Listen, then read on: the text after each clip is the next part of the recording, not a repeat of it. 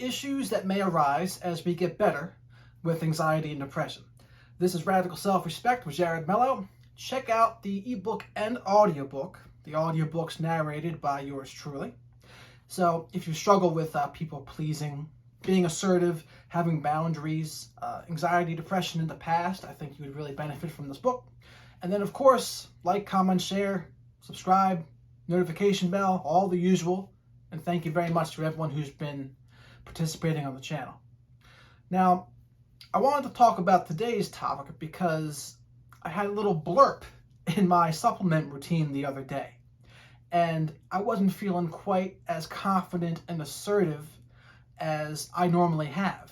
And I had to kind of figure out what the heck was going on. I thought first it might be NAC, and so I tried not taking that. And it certainly wasn't that, because I was worse without it. So, and again, when we're going to tinker with our supplement routines, one variable at a time, so we can isolate exactly what's going on. So I isolated the fact that it wasn't the NAC that was the problem. And so then the next day I stopped taking copper, because I heard that too much copper can be an excess of norepinephrine, dopamine, etc. And I stopped taking copper, and I felt a hell of a lot better. And I hadn't realized that I was doing less well than I normally do. But it brought me back. It brought me back to remember what it's like to have anxiety. It brought me back to remember what it's like to not be as confident and assertive as I am now. And I got overwhelmed with gratitude about it, because I'm so lucky that I'm at the position I am right now with my anxiety and depression, that I forget it was even there most of the time. And that's such a blessing. It really is. And it took an incident like the copper situation where it reminded me of how far I've come.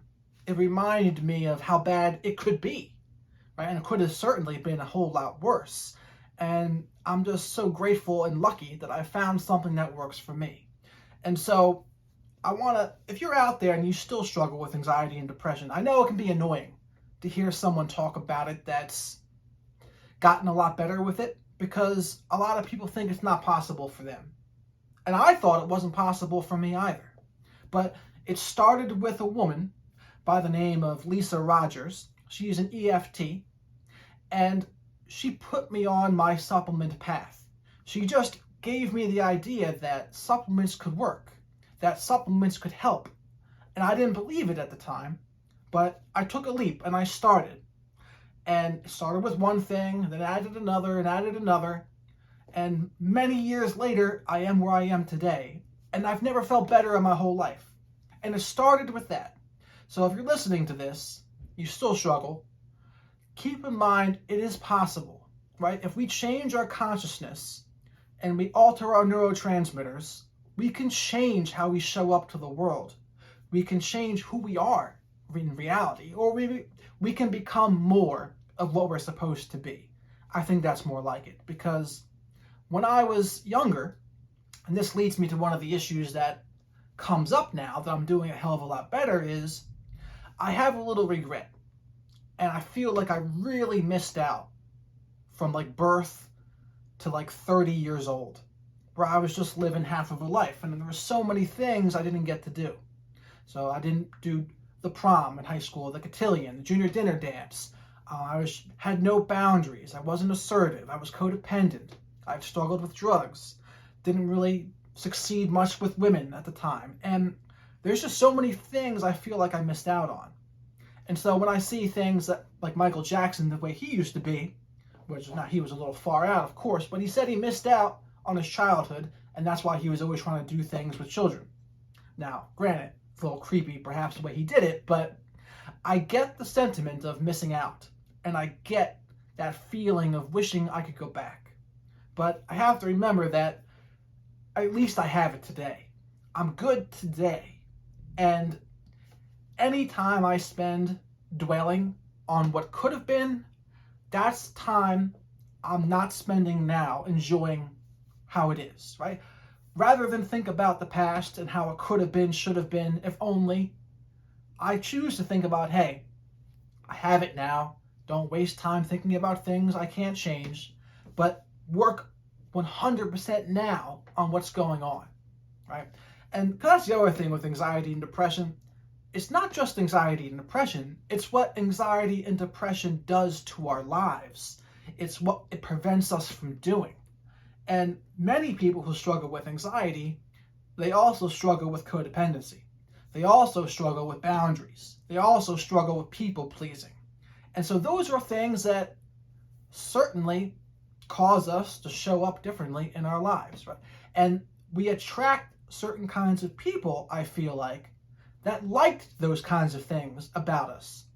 So one of the other things that will come up as we get better with anxiety and depression are, there's people that got used to us having no boundaries. There's people that got used to us not being assertive and being doormats, and they're not necessarily thrilled to see us change. I saw a meme the other day that said, there are certain people, friends and family, that they will always remember the version of us that they had the most power over. And it really resonated with me because I feel like there's people in my life, that's exactly what they do. They refuse to see the person I am today, but they preferred the way I used to be because they had more power over that person. I made them feel better about themselves because often I'd let them talk down to me. I'd let them bully and abuse me. And so I've had to learn how to get okay with people not liking me. And especially with this channel here, I have opinions that a lot of people just don't like sometimes. And people give me crap about it. And I have to be okay with that. And it's been a good learning experience to understand and to know it's okay for people not to like me. When I was full of anxiety and codependent, I wanted everyone to like me. I needed everyone to like me, or I couldn't look at myself in a positive way. They call that the codependent mirror, the ego mirror. And what was the woman who wrote Codependent No More? Her name escapes me right now, but that's what she would say. Codependents need other people to give them the love and approval they can't give themselves. Because if they don't, if the other people don't give them love and approval, the individual can't feel any positive emotions towards themselves. And that's exactly how it was for me. And so I would dance on eggshells, let people talk to me however they wanted, and people got used to that. But as we grow, we got to learn to stand up for ourselves. We got to learn to say no. We got to learn how to enforce boundaries in a cool, calm, and collect way without being overly aggressive or without being passive aggressive or a doormat. And unfortunately, such is life that not everyone's going to be thrilled with the new us. They're going to wish we were like the way we used to be because they had more power over that person. They could bully that person. Or they just felt like, hey, when he's like this, I feel better about myself. And we got to put an end to that. And it's completely okay to not talk to people.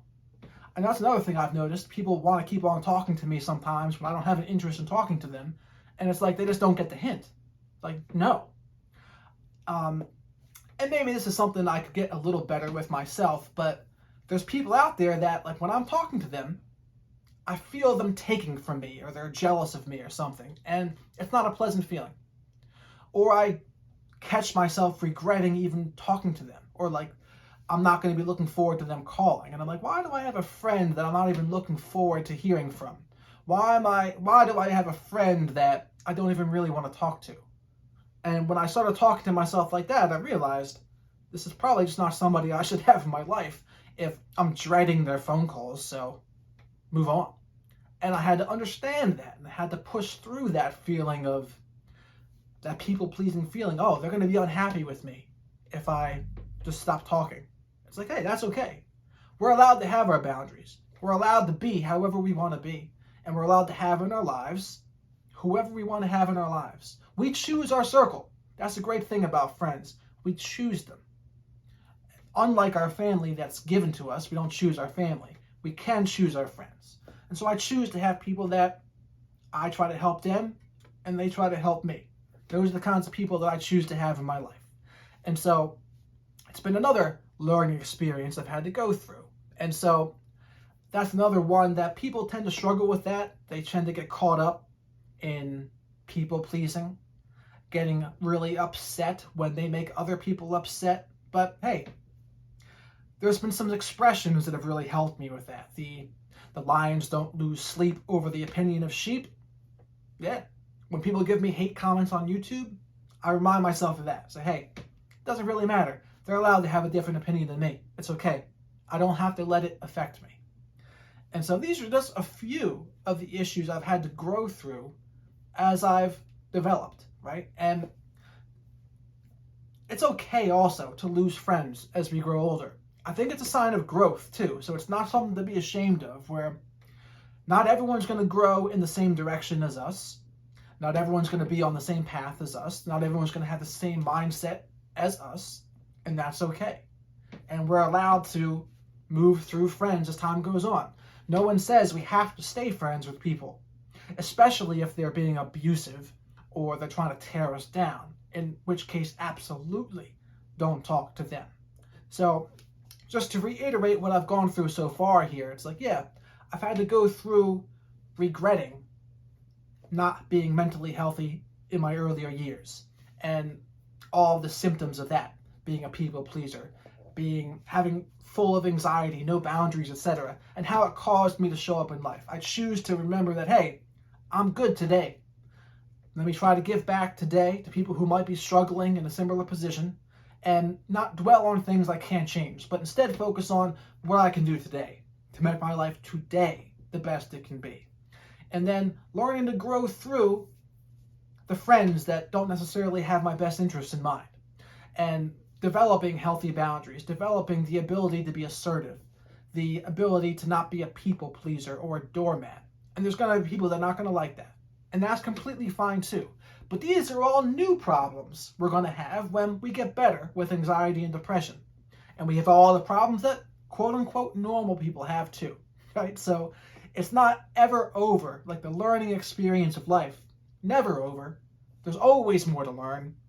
And I've caught myself before getting a little cocky once I realized like the power I had and my mindset improvements. I was getting a little cocky, and whenever I get cocky, I'm often humiliated soon thereafter. So the universe has like a kickback mechanism that forces me to become humble. So I'm choosing to remain humble so I don't get that kickback mechanism, because it's not very pleasant. And so that's how it is for me now. Like this is night and day different than the way it used to be. And I'm just working on like achieving my goals and trying to help as many men and women as possible and give my gifts away. And I'm very blessed and grateful and lucky to have gotten where I am today. It's a mixture of all three. Like it hasn't just been hard work, there has also been luck. Anyone who tries to tell you there's been no luck in their lives, they're wrong. Because there's so much in life that does come down to luck, no matter what they say. And so these are just some of the issues that we're going to have to push through as we get better with anxiety and depression. Things will change, the issues will change, but we've got to keep on learning and not thinking we know it all, not thinking we've arrived, not thinking that there's not more to learn. Those kinds of things have not served me well when I started thinking those things. But the curious attitude, the attitude of there's always more to learn, and I don't know any topic 100%, that has really served me well. So with that, thank you very much for watching. Let me know your experiences as you've gotten better with anxiety and depression. What kinds of new issues did you have to go through? What kinds of issues did you have to grow through? And perhaps there'll be a lot of people that can identify with your experiences. So with that, thank you very much for watching the video, and have a great rest of your day.